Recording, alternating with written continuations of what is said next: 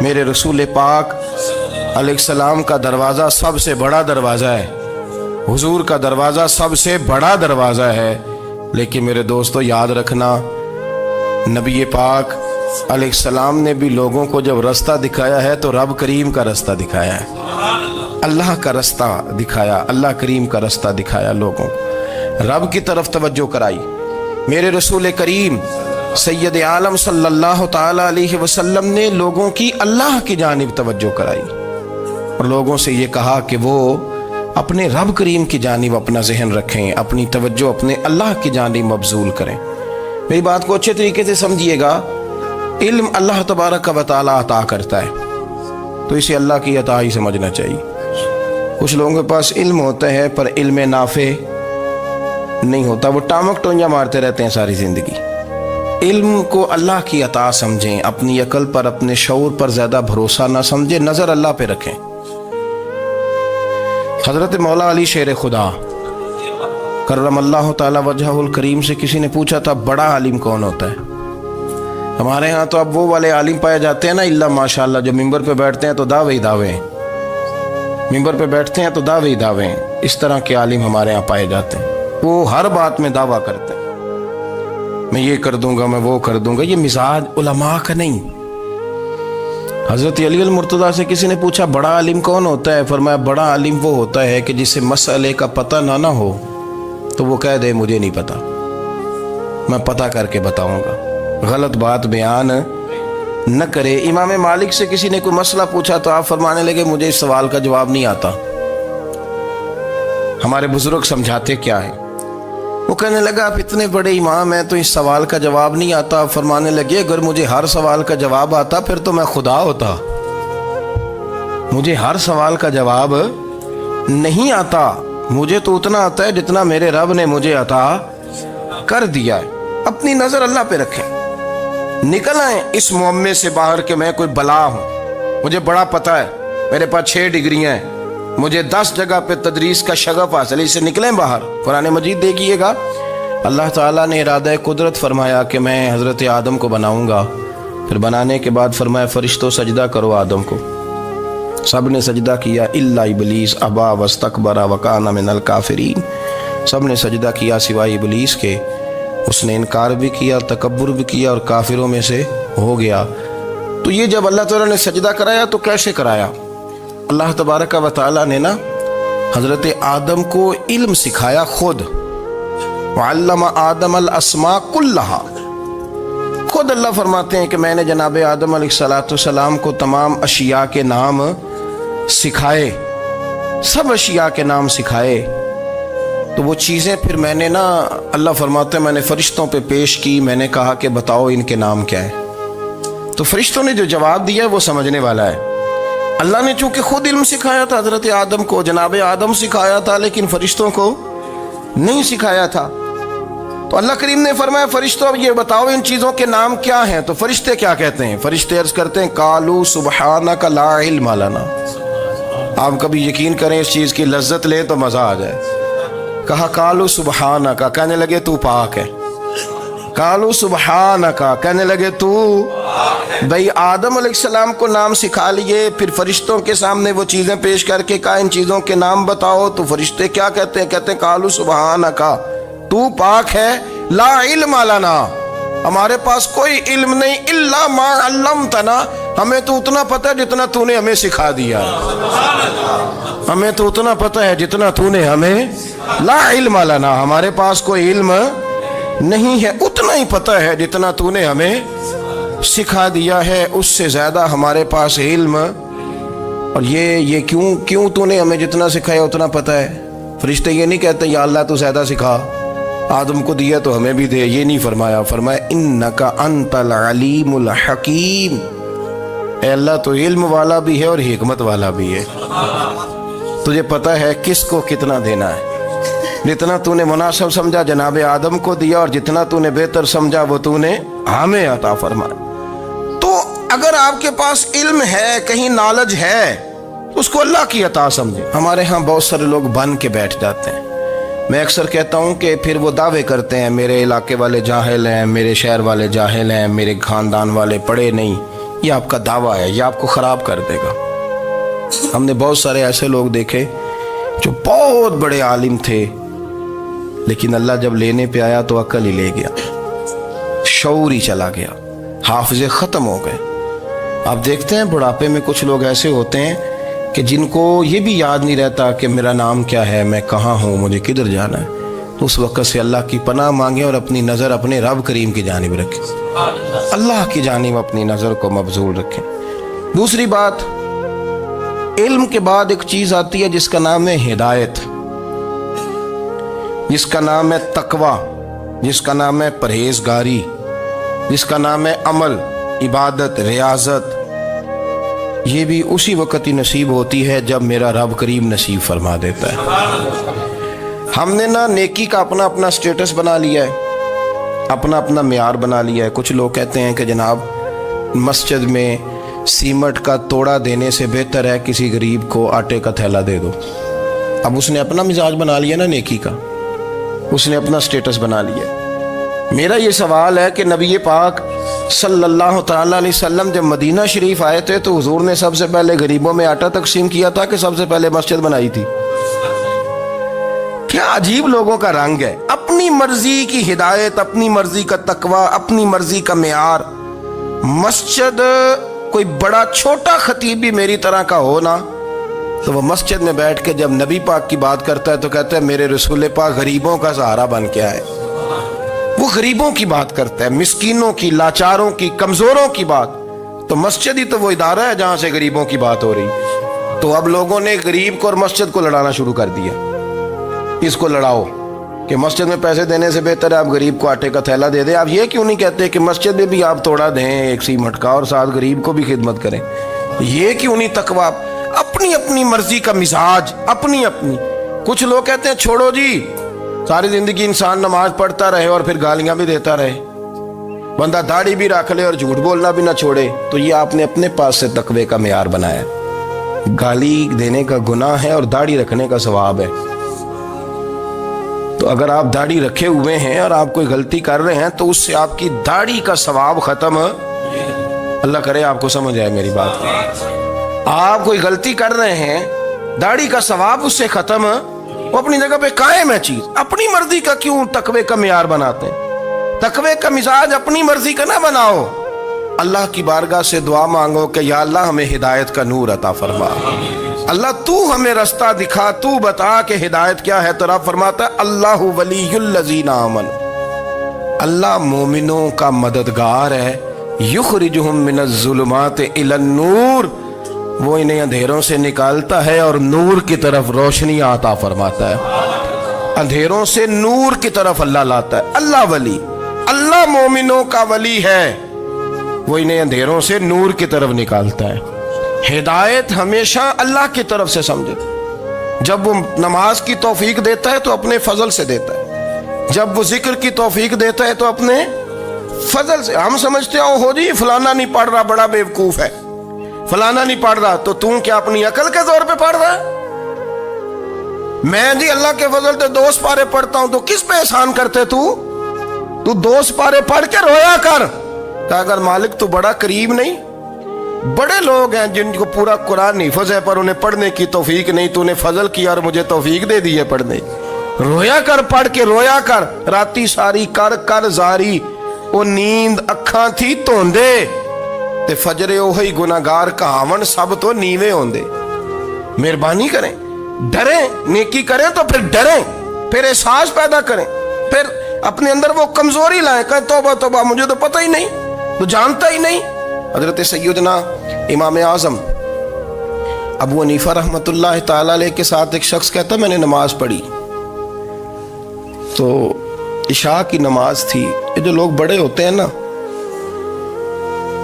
جن کے پیار کرنے والے بڑے ہوتے ہیں، ان کے گرد خوف بھی بڑا ہی ہوتا ہے، انہیں بڑا ڈر لگتا ہے، بڑی بعض اوقات آزمائش ہوتی ہے ان کی۔ عشاء کی نماز کہتے پڑھی تو امام صاحب نے نا عشاء کی نماز میں تلاوت کی آیتیں فَمَن يَعْمَلْ مِثْقَالَ ذَرَّةٍ خَيْرًا يَرَهُ وَمَن يَعْمَلْ مِثْقَالَ ذَرَّةٍ شَرًّا يَرَهُ، فرمایا جو ذرہ برابر خیر کرے گا وہ بھی قیامت میں دیکھے گا، اور جو ذرہ برابر شر کرے گا وہ بھی قیامت میں اس شر کو دیکھے گا اس کے سامنے آئے گا. تو وہ شخص کہتا ہے کہ سارے لوگ نماز پڑھ کے چلے گئے تو امام صاحب رحمۃ اللہ علیہ نے اپنی داڑھی پکڑی رو رہے ہیں. کہتے ہیں وہ ذرہ برابر نیکی کا بدلہ دینے والے، وہ ذرہ برابر شر پہ سزا دینے والے میری سفید داڑھی کو دیکھ. مالک میرے ذرے ذرے سامنے نہ لانا، لوگ تو میری بڑی قدر کرتے ہیں دنیا، میں تو بڑا پہچانا جاتا ہوں، لوگ تو میری راہوں میں پھول لیے کھڑے ہوتے ہیں، مجھے بڑا نوازتے ہیں. قیامت میں رسوا نہ کر دینا، میرے لیے مشکل ہو جائے گی. وہ کہتے ہیں میں نے امام صاحب کا درد دیکھا، مجھے کوئی کام تھا تو میں چلا گیا. میں نے کہا کہ وہ اس وقت اللہ کے حضور حاضر ہیں تو میں دوبارہ آؤں گا. کہتے ہیں میں تہجد کا وقت آیا تو امام صاحب وہیں بیٹھے تھے اور ان کی داڑھی آنسوؤں سے بھری ہوئی تھی اور زور سے داڑھی پکڑی ہوئی. کہنے لگے مالک رسوا نہ کر دیں، قیامت میں رسوا نہ کر دیں. یار جو ہدایت یافتہ لوگ تھے وہ تو ڈرے ہوئے تھے، وہ تو سہمے ہوئے تھے. وہ تو کہتے تھے یہ اس کا فضل نہیں، اس نے بلا لیا، یہ اس کا کرم نہیں.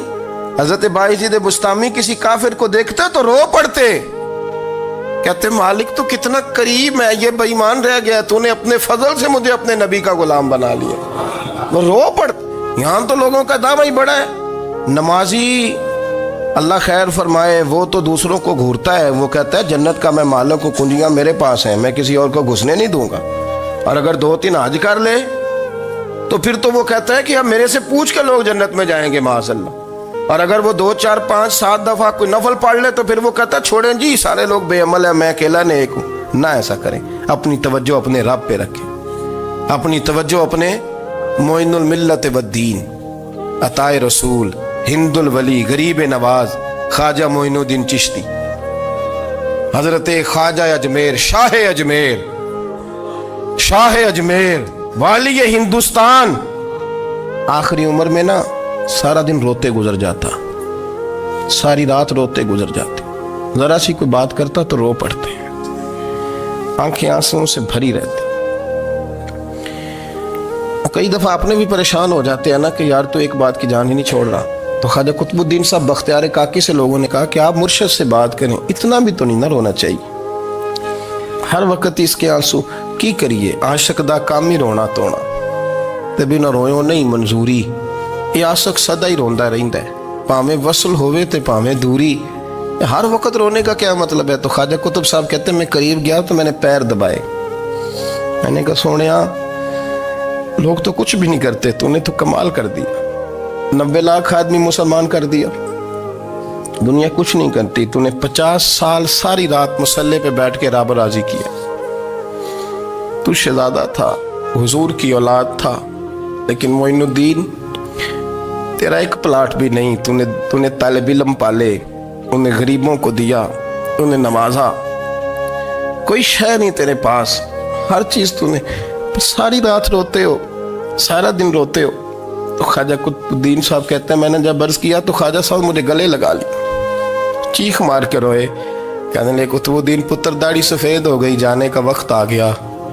جو تو نے نیکیاں گنوائی ہیں وہ ہیں صحیح میرے پاس، پر یار کی بارگاہ میں پیش کرنے کے قابل ایک بھی نہیں، ایک بھی نہیں. تو بارگاہ تو دیکھ کتنی بڑی ہے، رسول کریم کی بارگاہ میں پیش کرنے کے قابل ان میں سے ایک بھی نہیں. تو آستانہ دیکھ کتنا بڑا ہے، کیا پیش کروں گا، کیا عرض کروں گا حضور کی بارگاہ میں، کس طرح. وہ یار جو بڑے تھے وہ تو ڈرے ہوئے تھے، سہمے ہوئے تھے، وہ تو بڑی آزمائش میں تھے. لیکن میرا اور آپ کا رٹا 2 نمازیں پڑھ کے 6 نمازوں کا دعویٰ کرنا اور لمبی چوڑی کہانیاں بنانا اور اپنے منہ سے اپنی تعریفیں کرنا، اس سے تھوڑا باہر آئیں. رزق بھی میرا اللہ ہی دیتا ہے، علم بھی اللہ دیتا ہے، رزق بھی. بڑے بڑے فقیروں کو مالدار ہوتے دیکھا، بڑے بڑے مالداروں کو فقیر ہوتے دیکھا. بڑے بڑے، میرے ایک بڑا سخی قسم کا سجن ہے، بڑا پیارا ہے، میں اسے سخی مانتا ہوں. میں نے اپنی پریشانیوں کے دنوں میں بھی اس شخص کو سخی دیکھا. ایک دن رات کو مجھے ٹیلی فون کر کے کہنے لگا کدھر ہو؟ میں نے کہا میں گھر ہوں. نہیں اکثر سفر میں ہوتے ہو نا؟ میں نے کہا طبیعت کیسی ہے؟ ٹھیک ہے، بس حال چال پوچھنا تھا. میں نے سمجھائی، میں نے کہا یار یہ کوئی مسئلہ ہے، ورنہ رات کے 2 بجے کوئی حال پوچھنے کو فون تو نہیں نہ کرتا. कोई मतलब ऐसा तो मसला नहीं ना। तो मैंने बैक कॉल की, मैंने कहा यार मेरी बात सुन, मसला क्या? कहने कुछ नहीं दिल कर रहा था। मैं कहा मेरी गल सुन, रहे हैं असी 4-5 साल कट्ठे, मैं तेन जानना, असल बात कर। कहने लगा मकान भी बड़ा है, सारा कुछ ठीक है, पर वो बड़ा ही बेनियाज है। कुछ हालात इस किस्म के आ गए हैं कि लोगों को बताऊं भी तो लोग मानने को तैयार नहीं। ज़्यादा नहीं, मुझे ना थोड़े से पैसों की ज़रूरत है, को 15-20 हज़ार अगर मिल जाएं, मेरी ज़रूरत। आप यकीन करें मैं रोता रहा सारी रात। मैंने कहा मेहरबाना तेरा किस तरह करांगे, इससे लेके ज़माना इस्तेमाल करता था, पर बेपरवाही वेख ना सज्जड़ दी, जिथे किसे दी पेश ना जावे, उन्हें ताजा वाले दर दर रोले ते मंगते तख्त बिठावे। सजना किसे नू कारा मिल दई, कोई काबे खाली आवे। वल्लाहु खैरुर राज़िकीन, कहते तू दाएं बाएं ना जा, रिस्क तो तुझे मैं दूंगा, मैं हूं बेहतर रिस्क देने वाला। बड़े बड़े बादशाह, बड़े बड़े शहनशाह, बड़े बड़े लोग, हाथों में कासे, फकीरियां। उम्मे रबिया क्या करती थी, बड़ी नेक और साले खातून थी। वो कहती हैं कि मैं ना बड़े अमीर आदमी की बीवी थी, अपने शौहर के साथ छत पे बैठी थी तो नीचे फकीर मांगने वाला आया। उसने बड़े दर्द से सदा की, तो मैंने अपने शौहर से कहा कुछ दे दे। कहा दफा कर, इन लोगों ने धंधा बनाया हुआ है। कहती मैं मेके से भी बड़ा माल लेके आई थी, मेरे माँ बाप बड़े अमीर थे, तो मैंने ना चोरी अपने खामर से नज़र बचा के बाथरूम जाने के बहाने गई और नीचे जाके 5 दिनार मैंने उस फ़कीर की हथेली पे रखे। कहते उसने 5 दिनार देखे, फिर मेरी तरफ देखा तो मैंने उसकी आंखों में आंसू चमकते देखे। कहने लगे बीबी रब तेरा भला करे, मैं 3 दिनों का भूखा हूँ। कि वो चला गया, मैं घर आ गई। जब बाहर आई तो मेरा शौहर कहने लगा तू इतनी अब इतनी तू तेज हो गई है और तू इतनी खुद मुख्तार हो गई है, मेरे बगैर पूछे माल खर्च करेगी, जा तुझे 3 तलाकें। कहती मैं बालदार और वजादार बाप की बेटी थी, तलाक लेके घर आई तो मेरा बाप टूट गया, चारपाई पे चला गया। ओहो ये क्या बन गया। कहती बड़ी तकलीफ रही। 1-2 साल के बाद मेरे अब्बा ने मेरी शादी कर दी। अब जिस शौहर के पास गई वो बड़ा नेक था, परहेजगार था, अल्लाह ने बेहतरीन सिला दिया। कहती छत पे बैठी थी, दरवाजे पे फकीर आया, मैंने शौहर से कहा कुछ दे दूं। कहने लगा 5 ना देना, 15 देना, 20 देना, मैं फकीर हूँ, मैंने फक्र से दौलत देखी है, इसे खाली ना लौटाना। कहती है कि मैं नीचे गई और जब मैंने उसकी तरफ दिनार बढ़ाए तो मेरी चीख निकली, पैसे फेंक के मैं बेहोश होके गिरी। मेरा शौहर ने आके उठाया, अंदर ले गया, पानी मुंह पे छिड़का। कहने लगा तुझे क्या हुआ? कहने लगी ये जो मांगने आया ये मेरा पहला शौहर था, वही था जो कहता था कि तू 5 दिनार दे आइए, जा तुझे 3 तलाकें। पढ़ो ना हदीस पाक, मेरे नबी पाक अलैहिस्सलाम ने फरमाया एक बंदा गंजा था। गंजा कोई तरतीब आगे पीछे हो जाए तो मफहूम के लिहाज से, लेकिन मैं मफहूम उसका वाज़े करता हूँ। एक गंजा था, कोई शय नहीं थी, सर पे बाल भी नहीं थे, रोया करता था। अल्लाह ताला ने फरिश्ते को भेजा, तुझे क्या चाहिए? तो कहने लगा बाल आ जाए और थोड़ा माल आ जाए। फरिश्ते ने हाथ फेरा तो बाल भी आ गए, तो बकरियां भी आ गईं, लाइनें लग गईं, माल ही माल हो गया। दूसरे के पास गया, वो कोड़ा था,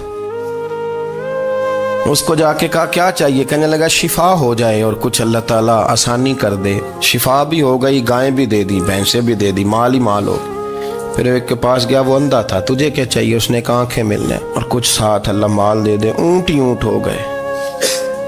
जब बड़ा नवाज दिया तो फिर मालिक ने इम्तिहान लेने का इरादा किया। यारी तेरी सोना है पर आजमाइशां भी तेरियां अग, आजमाइशां तेरियां, सही कह रहा हूँ, आजमाइशां तेरियां, यारी तेरी सोना है पर आजमाइशां तेरियां, ये सोना परखिया जावंदा ही पहलो ना लगा दे लग। अल्लाह ने फरमाया आजमाइश करो। सबसे पहले गंजे के पास आए, उसे कहा अल्लाह के रास्ते में कुछ देखने लगा, मेरे खर्चे ही बड़े, देखो तो सही कितनी मुश्किल में वक्त गुजारता हूँ, हाल ही कोई नहीं। तो उसने कहा मैंने तो सुना है तू गंजा और भूखा नंगा था। कहने लगा मैं तो जद्दी पुश्ती रही से आजम हूँ, तुझे किस पागल ने कहा है भाग जा? उसने कहा अच्छा जैसे तू था वैसे ही हो जाए। खेत खलियान उजड़ गए, फिर से गंजा हो गया। हुजूर अलैहिस्सलाम फरमाने लगे, फिर वो उसके पास गया जो कोड़ा था, उसे कहा कुछ दे। कहने लगा खर्चे ही बड़े, اب پوچھ لیں کسی امیر آدمی سے، کہے گا چکی کے نیچے ہاتھ ہے میرا، میرے سے زیادہ تو پریشان بندہ ہی کوئی نہیں. کیا بتاؤں آپ کو، اتنا ٹیکس ہے، اتنا جرمانہ ہے، فلانی شے، بڑا کچھ گنواتے ہیں لوگ. اس نے کہا میں نے تو سنا تو پہلے کوڑا تھا. اس نے کہا جا دوڑ جا، میں تو رئیس اعظم ہوں، دادا بھی پردادا بھی اور ساری نسل ہی. اس نے کہا اچھا جیسے تو تھا ویسے ہی ہو جائے. پھر وہ گیا اندھے کے پاس اور جا کے کہا اللہ کے نام پہ کچھ دے. تو وہ کہنے لگا رب کے نام پہ؟ یہ کھڑے ہیں اونٹ، جتنے تیرے دل کرے لے دا. اس نے کہا کیا معنی اس بات کا؟ کہنے لگا یار تجھے کیا بتاؤں، میں تو اندھا تھا، میں نے تو کبھی دنیا دیکھی نہیں تھی، پھر اس کریم نے فضل کیا تو مجھے بڑا کچھ دکھایا. میں کیا بتاؤں، میرا دل کر رہا ہے کہہ دوں کہ پھر اس نے کعبہ دکھایا، پھر اس نے روضہ رسول دکھایا، پھر اس نے ریاض الجنہ کے سجدے دکھائے، پھر اس نے اپنے محبوب کے دروازے کی رونقیں دکھائیں. اس نے بڑا کچھ دیا، اس نے بڑا نوازا. میرے پاس تو شاید میں بدکار پرانا خادم، کسے در ملی نہ ٹوئی، یہ واصف یار نے نظر جو کی تھی پھر واصف ہی ہوئی. یہ تو اس کا کرم ہوا. تو یہ وہ کہنے لگا تو اللہ کے نام پہ جان مانگ، میں وہ بھی دینے کو تیار. میرے پاس تو شے ہی کوئی نہیں تھی، مجھے تو اپنا پتہ ہے، میں تو کوئی شے نہیں تھا، کچھ نہیں تھا میرے پاس. یہ تو ان کا کرم ہے کہ رخ ان کا ادھر ہے. اور مختصر سی میری کہانی ہے، یہ جو بھی ہے ان کی مہربانی ہے. تو وہ کہنے لگا میں بھی کچھ لینے نہیں آیا تھا، تیری آزمائش ہی کرنے آیا تھا. تیری عزتیں بھی سلامت رہیں گی، تیرا مال بھی سلامت رہے گا، تیری شفا بھی. اپنی زندگی میں کبھی بھی اللہ کی بارگاہ سے توجہ ادھر ادھر نہ کریں، چھوڑیں لوگ کیا کر رہے ہیں، دنیا کیا کہہ رہی. کبھی بھی اپنی توجہ دائیں. ہمارا یہ مسئلہ بن گیا کہ ہماری سیاست ہے، ہماری دنیا داری ہے، ہم بندوں کو راضی کرنا چاہتے ہیں. ہم دیکھتے ہیں کون کس طرح، اور آپ یقین کریں آپ تھک جائیں گے، بندے راضی نہیں ہوں گے، وہ نہیں راضی ہوتے. آپ ان کو منا کے لائیں گے تو ادھر والے نکل جائیں گے، ادھر کو منائیں گے تو ادھر والے نکل جائیں گے. اس چکر سے باہر آئیں، اس رب کو راضی کریں جو فرماتا ہے ان الذین آمنوا وعملوا الصالحات سیجعل لهم الرحمن ودا. فرمایا تو ایمان لانے کے بعد نیک عمل کر، میں لوگوں کے دلوں میں تیری محبت پیدا کر دوں. رحمان لوگوں کے دلوں میں محبت ڈال دے گا، اللہ لوگوں کے دلوں میں. اپنی نظر ہمیشہ اپنے رب پہ رکھیں. اتنی لمبی چوڑی دنیا داروں سے امیدیں نہ وابستہ کریں. میں نے دیکھا ہے لوگ کاسا لیسی کرتے ہیں، کبھی اس کے دروازے پہ کبھی اس کے دروازے پہ. ان چکروں سے باہر آئیں اور اپنے رب کی بارگاہ کی طرف توجہ کریں. استغفار شوق سے پڑھا کریں، اور اکیلے میں نا، اکیلے میں. حضرت رئیس المتکلمین مولانا نقی علی خان صاحب رحمۃ اللہ نے لکھا ہے کہ فرعون 500 سال حکومت کر گیا. یہاں تو 5 سال کی حکومت کی پیر لڑکھڑاتے ہیں، 500 سال. فرماتے اصل وجہ یہ تھی کہ دنیا جب سو جاتی تھی نا تو اوپر چادر لے کے تو مسلح پہ بیٹھ جاتا تھا اور ہاتھ باندھ کے کہتا تھا رب تو ہی ہے، میرا پردہ نہ کھولنا، مالک تو ہی ہے، کرم نوازی کرنا، میری پکڑ نہ کرنا. وہ بے ایمان ہو کے اگر 500 سال ہاتھ باندھے تو گزارا کر لیتا ہے، تو ایماندار ہے. پر مسئلہ یہ ہے کہ تو رات کو بکل مار کے ہاتھ نہیں نہ باندھتا، تو منت نہیں کرتا، تو استغفار نہیں کرتا. توبہ کریں تو بچے رہیں. وہ اتنی لمبی حکومت کر گیا چونکہ رات کو کہتا تھا مالک رب تو ہی ہے، لیکن مہربانی فرما، میری پکڑ نہ فرمایا تو اللہ نے تو اس کو مہلت دے دی.